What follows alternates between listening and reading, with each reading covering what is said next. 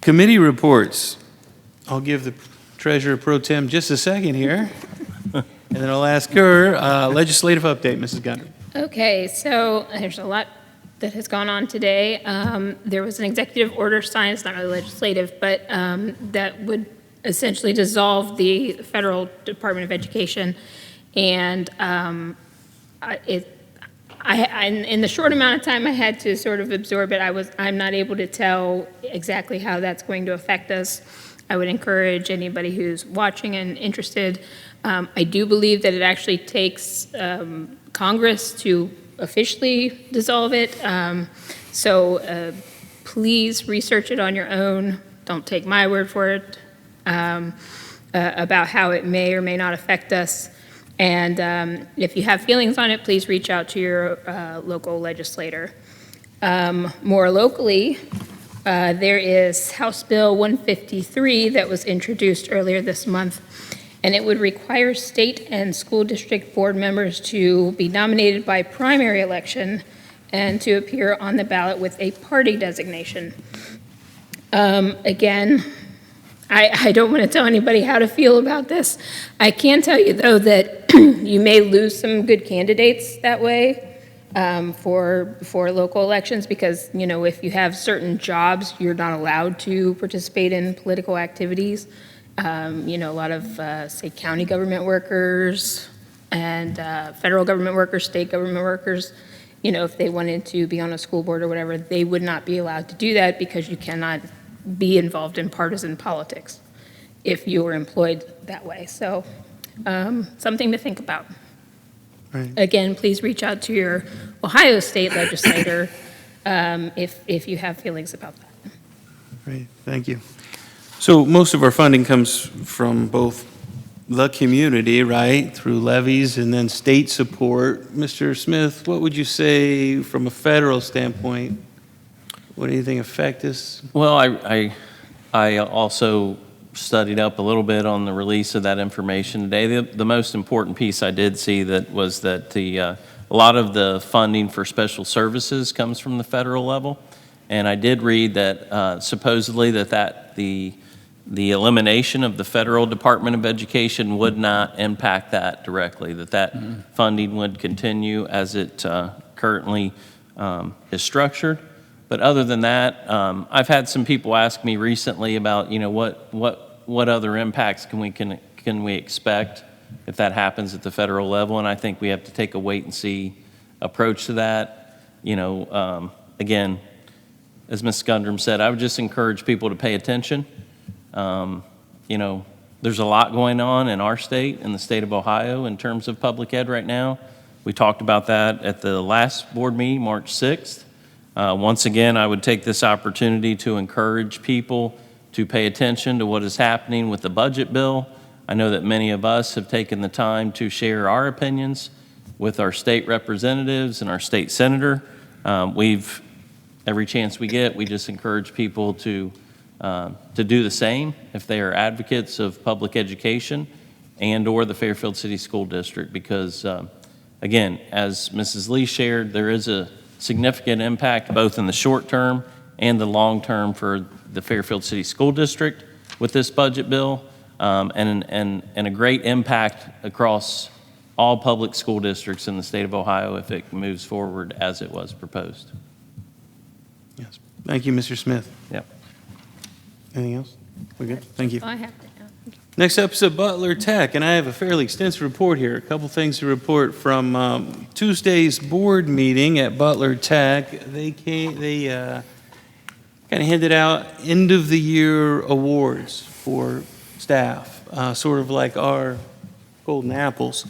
And one of the awards is called the Peg Clark Support Staff Person of the Year, and that is in honor of Mr. Clark's mother, who was a longtime employee of Butler Tech in the D. Russell Lee building there. And so they have named this award after her, and Jenny Limerick won it, and she was very excited to have won it.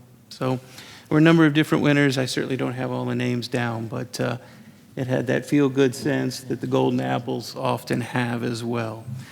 All boards meeting is May 1st, and of course, we'll have a board meeting that night and cannot participate, but they will be doing showcases on 2 different dates, April 24th and May 1st, and we are encouraged to participate in the April 24th showcases.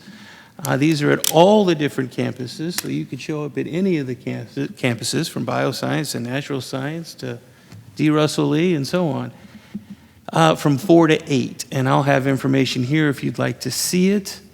I think that is all. One other item I thought was interesting that came out of legislative piece. There's a bill, and so many of these bills don't go anywhere. They're introduced and they don't go anywhere. And so I don't know if this will or not, but the item of cell phone that Mr. Napier might find interesting, it's been addressed already, but now there's new legislation that would completely restrict it from school hours. There were a couple of small exceptions, but otherwise it wouldn't be allowed in the school at all. So who knows where that's going? Number of different items here to address, to think about. And a long list here of items that the state, now having taken over the Department of Education, feels the need to reinvent it in their vision, I guess. Mr. Begley, just a quick note on that.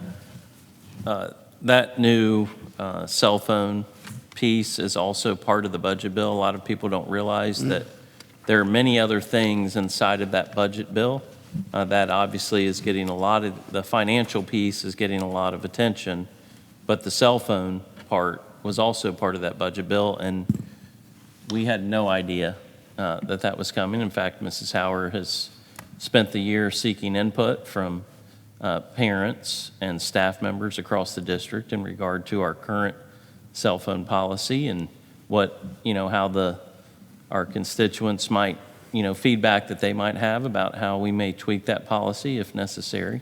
Going on the guidance that we received that the state would not tell us exactly what to do.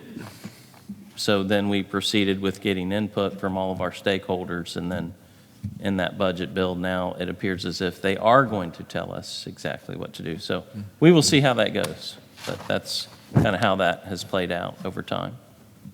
Again, not many people realize that those kinds of things, that's how it goes down. So. Thank you. Student achievement, Mrs. Birding Miller. I would like to highlight one of our elementary students from South Elementary, Emma Keller. And if you don't and haven't heard of that name, it is one of our students, and her mother works for a nonprofit that builds beds for kids who do not have beds. And so when Emma was aware of that, she wanted to make sure that those kids also had a stuffed animal to snuggle and cuddle with, because she thought every kid deserves a toy to be happy and smile for. So she's worked on raising money over the last couple of years, and every year she goes to IKEA and purchases a panda and then donates it to accompany these beds. So this year, IKEA found out why they kept getting these bulk orders for pandas, because her mother, Erin, had reached out to them. And so they then donated 400 pandas to the program. So for a total this year, she has raised 700 pandas to donate to these beds charities for for children to have a animal to be able to snuggle and cuddle with. That's awesome. That's a great story. is. I assume you're referring to Sleep in Heavenly Peace? Yes. The nonprofit, yeah. Yeah, they do amazing work, but then they need bedding, but then they need pillows, then they need mattresses, and I think then they need stuffed animals, so that's great. What a wonderful need to fill. Thank you.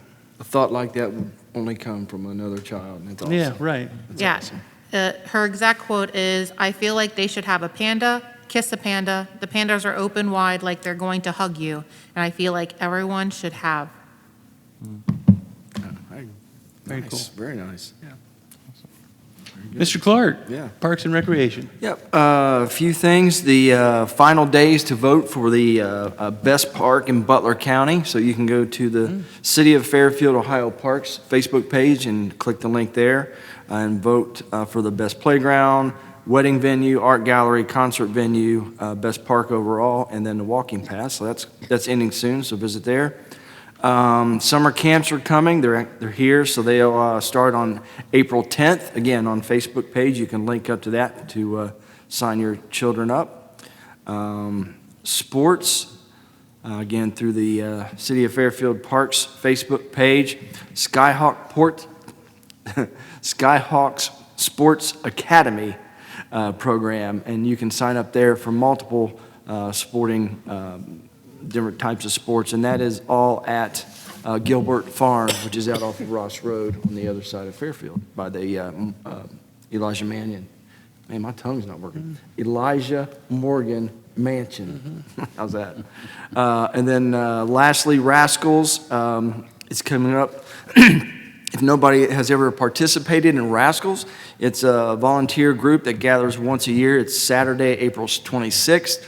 And they just get people together, and the city has a list of homes that need raked leaves, trees cut down or trimmed up, and maybe some windows painted, just some cleanup around some houses. So there's always a need for those volunteers, and again, that's at the Parks page. And then lastly, the golf course is looking for some summer help, so you can go there and sign up to maybe cut some grass, Mr. Hustle, if you want to do something over the summer. He was just talking about that. Yeah. Yeah, looking for some grass to cut. Yeah. That's all I got, Mr. President. Thank you.